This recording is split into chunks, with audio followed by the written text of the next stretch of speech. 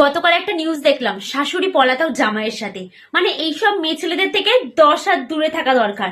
আমি একটা জিনিসই বুঝি না, মানে আমরা আমাদের ভালোবাসা মানুষ মানে বয়ফ্রেন্ডকে কি ডাকতে পারি? বেবি, সোনা, বাবু, সুইটহার্ট, পুচু, জানু, কুচু পুচু, এইসব। কিন্তু এর থেকে ওপরে আছে, সেটা হচ্ছে বাবা। মানে বয়ফ্রেন্ডকে বাবা।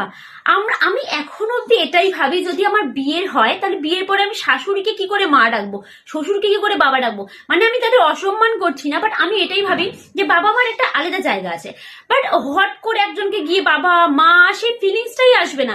হ্যাঁ, তাদের সাথে থাকতে থাকতে একটা সময় পরে সেই ব্যাপারটা, সেই ভালোবাসা আসলো, তখন আমি ডাকলাম। হুট করে গিয়ে যে মা ডাকতে পারবো সেটাই আসে না। আর এরা বয়ফ্রেন্ডকে বাবা। মানে একটা আমার মানে বাচ্চা মনে একটা প্রশ্ন আছে, সেটা হচ্ছে বাবার একটা আলাদা জায়গা আছে। আর যেই ছেলেটার সাথে আমি থাকবো, খাবো, বসবো, শোবো, তাকে বাবা কি করে পারিস ভাই তোরা? আর এই সমস্ত মেয়ে ছেলেগুলো যদি তোমার বন্ধু হয়, মানে বান্ধবী হয়, খুব সাবধান। মানে এদের এদের কথার যে টোনিংটা হয় না, তোমার সাথে যেরকম বলছে, এরা ছেলে দেখলে ঠিক এদের টোনিংই চেঞ্জ হয়ে যায়। মানে হ্যাঁ আচ্ছা না, মানে আমাকে তো রাত্রে বাড়ি থেকেই বেরোতে দেয় না। মানে ওই টোনিং আমাদের আসবে না, আমরা যতই চেষ্টা করি। আর এদেরকেই সবাই ভালো ভাবে, মানে প্রথমে সবাই এদেরকেই ভালো ভাবে, আর আমাদের এই যে ফটফট ফটফট করে কথা বলি, আমাদের লোকে খারাপ ভাববে।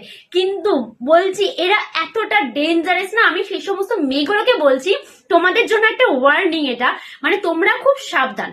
তারা তোমার বয়ফ্রেন্ডের সাথে কখন যে শুয়ে আসবে তুমি জানতেও পারবে না। এরা এত লেভেলের খেলোয়াড় হয়।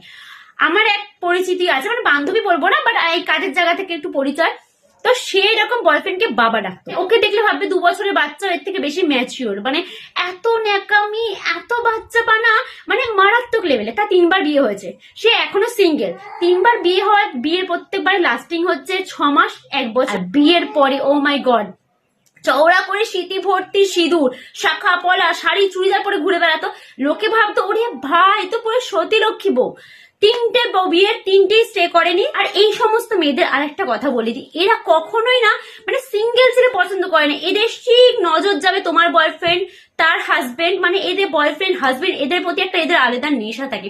আমরা শুধু ছেলেদেরকে বলি বৌদিবাজ, বাট কিছু মেয়ে আছে যারা দাদাবাজ, মানে দেওরবাজ, দাদাবাজ, কি বলবো, এরকম টাইপেরই। মানে অন্যের বয়ফ্রেন্ড, অন্যের হাজবেন্ডের দিকে এরা সংসার ভাঙাতে যে কি লেভেলের ভালোবাসে, সেটা মানে কিছু বলার নেই।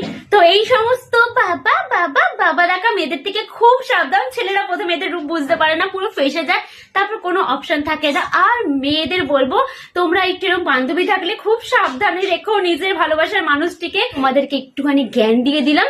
বাকি তোমরা এখন বড় হয়েছো, নিজেদের ভালো নিজেরাই বুঝতে পারো। টাটা।